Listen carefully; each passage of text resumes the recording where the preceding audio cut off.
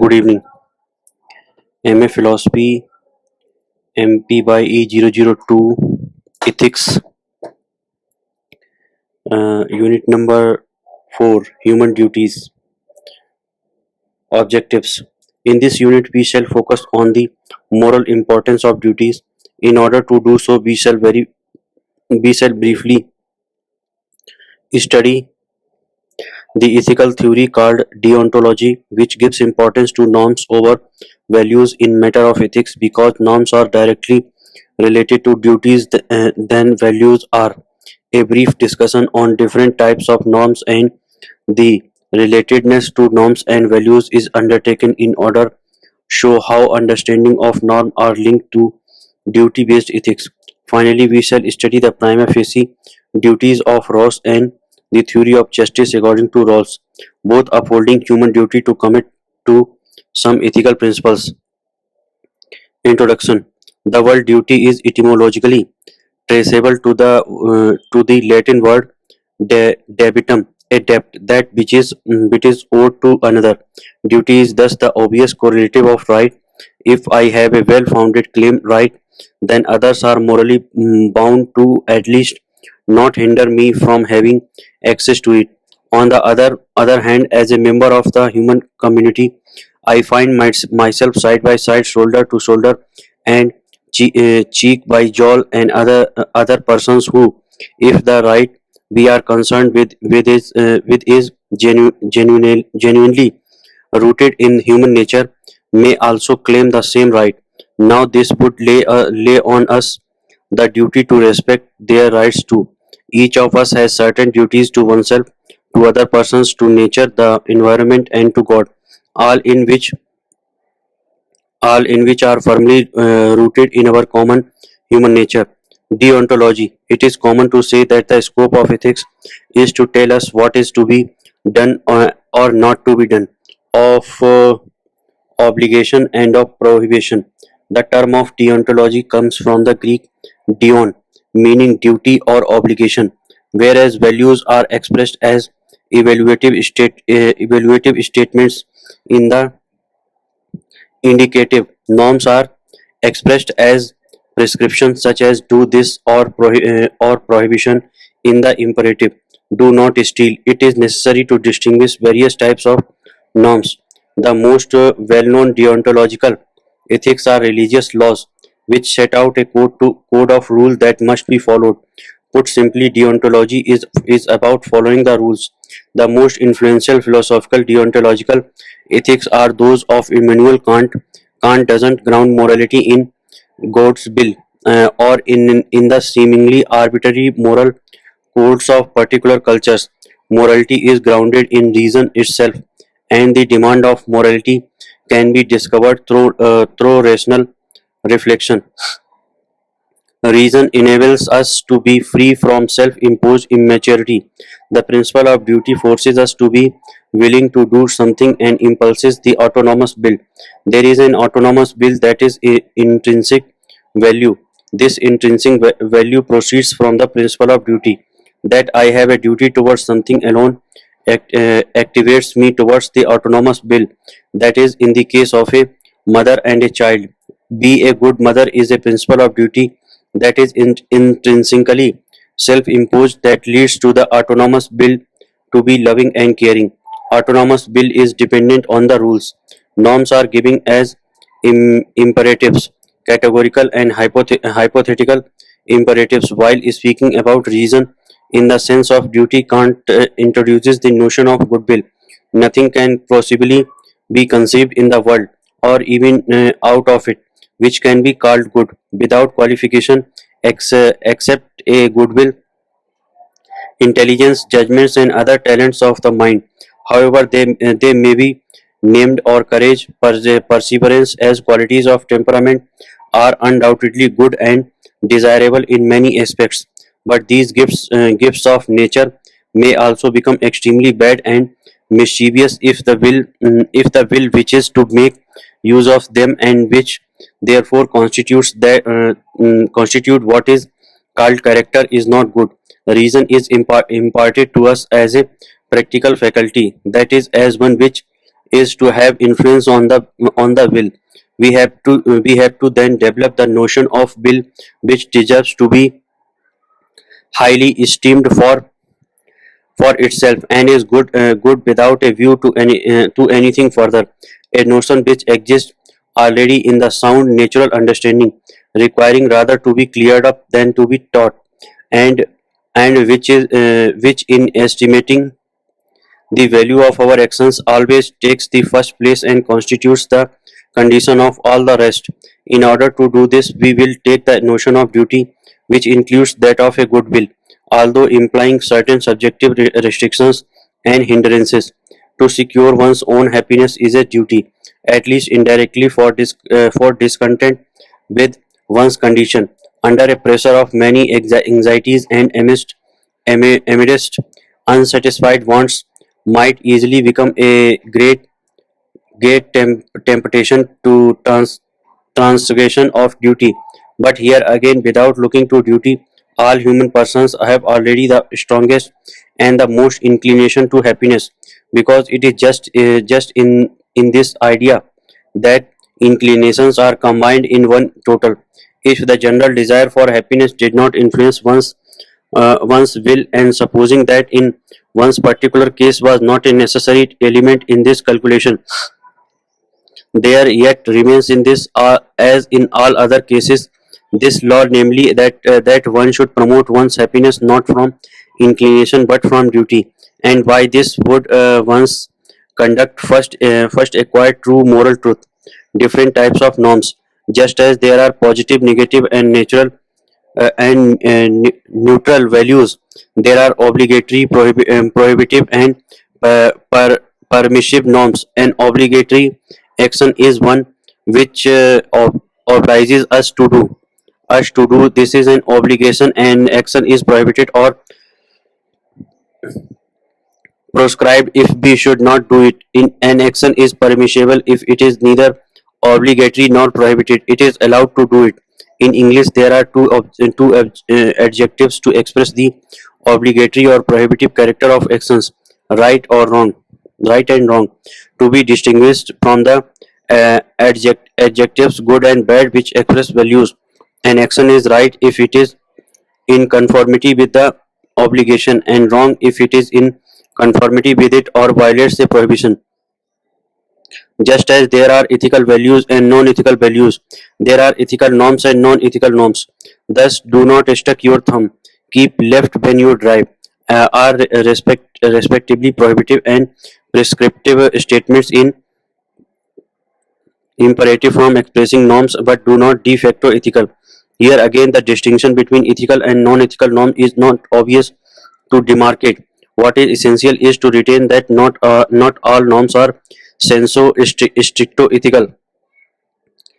A fundamental ethical norm is one that is not derived from any other, but from which other norms can be derived. For example, it is bad to divert funds depends on a more fundamental norm, according to which it is bad to steal, uh, which itself can be derived from yet another norm more fundamental to this, on the basis of an ethical value, according to which it is best to steal, and of a non-ethical proposition, according to which diverting funds is a form of stealing. It can be concluded that is bad to divert funds. Similarly, on the basis of a value according to which it is forbidden to kill, other norms of the same type can be inferred. It is forbidden to decapitate others, to dissolve him her in the acid, etc. It is to be remarked that to derive an ethical value from a more fundamental ethical value, it is necessary to integrate into reasoning a non-ethical proposition whose gravity would depend on a particular context. Thus, to infer it is forbidden to dissolve others in the acid from a more fundamental norm, it is forbidden to kill others. It is necessary to add an non-ethical proposition, namely to dissolve others in the acid amounts to kill them. This may seem trivial, but by the stretch of imagination, it is not difficult to conceive a pas- passionate scientist inventing a means of surviving dissolution. In such a context, the prohibition to kill others do not imply the prohibition to dissolve them in the acid. Distinction between values and norms.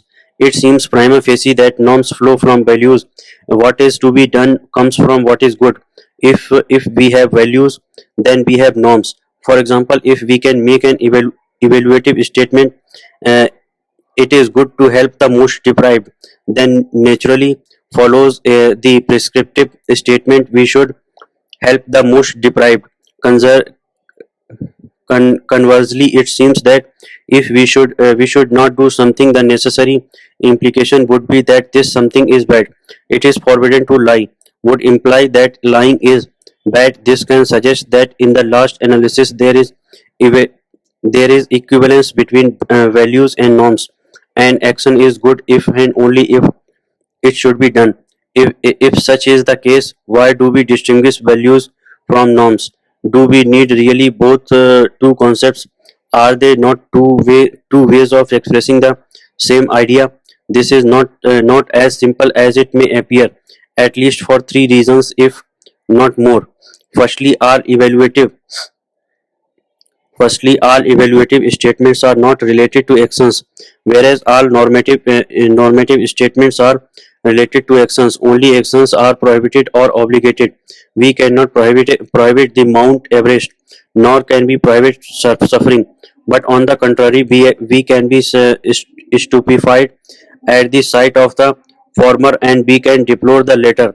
The applicability of value is broader than that of norms. There is thus a vital distinction between the two. How can we pass from values to ethical norms? This if an action is good, then it should be done. But if a state of affair or an agent is good, then what is to be done? For example, what should be done once we know that happiness is good? There is a consequentialist response according to which our moral action should be such that it paves way to the maximum of intrinsic values. Accordingly, consequentialism is an ethical theory which enables us to establish a link between axiology and deontology. For consequentialist philosophers, if a state of affair S is good, then it follows that we ought to promote S simply in virtue of a meanings of these two words, good and ought to logically related. McGinn considers if a fallacy we find then equivalence between values and norms. X has a positive value if it must be promoted, and X must be promoted if it has a positive value. However, consequentialism has been disputed. The being said That being said, certain philosophers hold this version of consequentialism as a common sense thesis accepted by everyone. In addition to this, even if there is a reciprocal implication between values and norms that does not justify their identification. Once again, a statement that something is beautiful is no way express an obligation. Secondly, certain non-ethical factors prevents us from drawing norms from values. It is good to clear the floor implies that it is an obligation to clean the floor, but only if it is possible to do so. Such a possibility depends on certain conditions, like if there is a vacuum cleaner, if the agent in action, if the agent in question has the physical ability to do it, etc. The idea that the ability to carry out an action is a necessary condition to the obligation of that action can be justified as follows.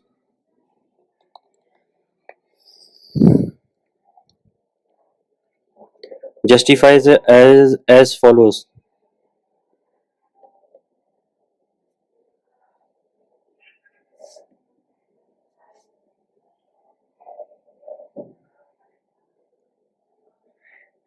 There is a close connection between concept of duty and faults. Not to achieve one's duty is to expose oneself to blames, legitimate reproaches, reprimands, punishments, or remorse. However, we cannot reproach someone not to have done something that is not within his ability, nor can we approach nor can we reproach him her for an action which he she could not but do. If we must act, then not to act implies being exposed to reproaches. Duty to blame, we are expressed to reproaches only if had the ability and still did not do it. Blame or ability. Therefore, we are obliged only if we have the ability to act. Duty to ability. If then follows that norms are not directly derived from values, we should do what is good in so far as we can do it. Equivalence between norms and values is therefore objectionable. It is clear enough that a genuine destitute, one who has been unjustly refused opportunities for a decent job and a living wage for himself, herself, and the family, must be provided for as per the demands of strict justice, not benevolent charity. And if we know of such a person, whether that person comes to us begging or not, we have a duty or an obligation to provide for him or her from our resource. Obviously, as long as we and our family members are not grossly in incapacitated by that. Indeed, we should ally with some service group that reaches out to such unprivileged people. Our real responsibility is to help such persons find some means of employment, so that as a responsible human beings endowed with human dignity, they would be able to provide for themselves and their family by their own independent efforts. Ross and prima facie duties. Several values can enter in conflicts. D. Rose thus admits three intrinsic values. The fact of admitting several intrinsic values is called pluralism, virtue, knowledge, and pleasure. But he also admits seven duties prima facie: fidelity, hold your promises, repair the evil you have done to others, gratitude, return the goodness you have got from others, justice, change the distributions of pleasure and happiness which do not go with the merit, generosity, make good out of others, self-employment, improves your virtues and your knowledge, no ill will, do not do evil to others. Three values, seven duties. There is no direct and immediate correlation between the two. Mulligan in his book From Appropriate Emotion to Value mentions three other reasons in order not to confuse norms and values on the basis of the differences between normative statements and axiological statements. Number one, there are comparative expressions for values: better than, worse than, but no comparative expression for norms. Second, there is a distinction between determinable axiological predicates good, bad, and determinate axiological predicate courageous, cowardly, but no such distinction exists in normative expression. Three determinate properties imply determinate in natural properties. Thus, to be courageous would imply to be put into test by fear and to surmount it. Normative properties do not seem to imply natural properties, except that ought implies can.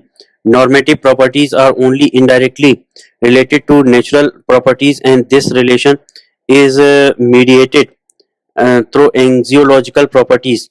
The reason for which equivalence is objectionable here is that since several values are allowed pluralism, they can in certain circumstances enter in conflict with one another. Thus, it can be necessary to lie to avoid the death of somebody. If so, then one cannot derive the normative statement, it is forbidden to lie, directly from the evaluative statement, it is bad lie. A third statement has to be added on condition that no other value is injured. In short, there are at least three obstacles to the derivations of norms from values. Number one, values are related only to actions. Number second, a good action is obligatory only if it is possible And number 3, an action having a positive value is obligatory only if it does not have any other negative value. Thus, the implication of values in norms does not seem to be convincing. However, it seems reasonable to say that ethical values are more fundamental than ethical norms. It is necessary to promote X because X is good. The opposite seems absurd. It is not X is good because it is necessary to promote X. Therefore, intuitively, there is a priority of anxiology over deontology, even if one cannot necessarily deduce deontology only from anxiology. This thesis of the priority of values over the standard has sometimes been disputed, for example by Kant and by other philosophers known as pres- uh, prescriptivist. This thesis, however, was clearly defended by Max Scheler in opposition to Kant, the former reproaching the latter for having reversed this order of priority. Anything of positive value ought to be, and anything of negative value ought not to be. The interconnection set up in these axioms is not reciprocal but unilateral. Every ought has its foundation in values, but values are not founded in the ideal ought. The distinction between values and norms that we have just presented allows us to understand why we can define ethical neither as a discipline dealing with values nor as a discipline dealing with norms for duties. This is because on the one hand, ethics is related to both values and norms. So we cannot restrict it to a simple theory of values or of norms. And on the other hand, there are some values. Julie is pretty. This melody is superb. And some norms do not suck your thumb, which are not ethical. In short, ethics is not limited only to a study of what one must do, and in some cases, what one must do does not concern ethics, nor it can be resumed as a study of values, since ethics is partly related to norms and not all values are of ethical significance. John Rawls' theory of justice. John Rawls is an American philosopher. He raises the question, what is the principle of justice? Principle of justice is that which brings satisfaction to all, both in quality and quantity, and so it is not challenged. Not so it is not challenged. For instance, the grading system of examination brings out this principle of justice. This it brings satisfaction to all the students. Each one is rewarded based on his or her hard work. In some tradition, this kind of principle exists, but is not accepted because the tradition itself is unjust. An example of such an unjust society is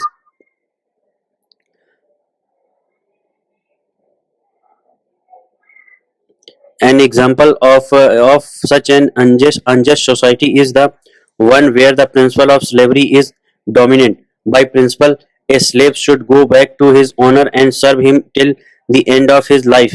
In India too, we have caste system where certain people are considered as low caste servants of the society and are obliged to perform all mental jobs. Rawls says that we have to possess a new method besides these two positions. He brings in a novel idea that is based on self-interest and rationality. We cannot we are not sufficiently enlightened because of the influence of the society, so we are restricted. All traditions are potentially unjust in some way or the other. We live under the veil of ignorance. The more you are out of ignorance, the more the principle of selection will come closer to justice. How to be enlightened out of ignorance? The general facts of human nature. For example, nobody wants to be abused or insulted. It is a fair procedure to the procedure, so the principle is fair. No person wants to be a part of handicapped group because we want to be on the safer side. Principle is that every generation should have equal resource in order to bring justice to all. The two general principles of justice of Rawls. Number first, principle of equal liberty. Each person should have equal right to everything. Egalitarianism, where equality is practiced to the full extent. Second, the principle of difference. Here the greatest benefit to the principle of difference. Here the greatest benefit to the least advantaged section, for example reservations for the deprived section of society. Both these principles seem to be contradicting, but they are related.